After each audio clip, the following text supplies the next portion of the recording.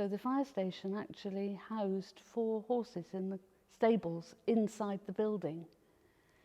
And then as motor vehicles were developed, the horses were redundant and motor vehicles were brought into the fire station. Eventually they had to move out because the kit was too big.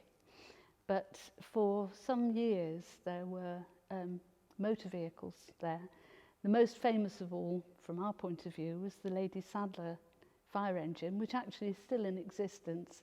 And a lot of them lived on Pine Street. Local housing was provided for them very close to the town hall. So there's no question of there being a fireman's pole in the building, because the firemen just needed to run when they heard the bell. And if they didn't run fast enough and get on the fire engine, they didn't get paid. So there was an incentive to be there quickly. A young lad who was found just as the building was being finished, before it was opened, setting fire to some timber in a shed out in the courtyard in the middle. And he was apprehended by the policeman who'd just recently moved into the building, because there are flats for the staff there above the working spaces. And he was doing his night rounds, found this young lad setting fire to the timber, which was actually the hoardings that had just been taken away from outside the new building. So they put this young lad into the cell overnight and brought him up in front of the magistrate the following day to try and work out what he'd been up to. And it turned out that this young lad, his job was to call the fire brigade whenever there was a fire, for which he got paid. So it was absolutely obvious that he was deliberately setting fire to the timber outside the new building, because he was going to get paid for getting the fire brigade to come and put it out. He ended up being taken down to, I think, Northallerton first of all, but he seemed to have got away with it. They seemed to have wrapped him over the knuckles and said, if you do it again, your family will end up with a very large fine.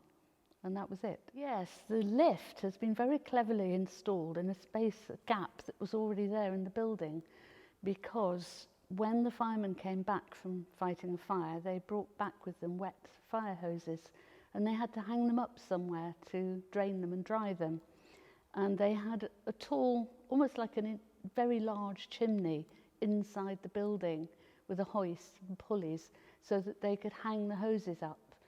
And it filled two and a half floors of the building.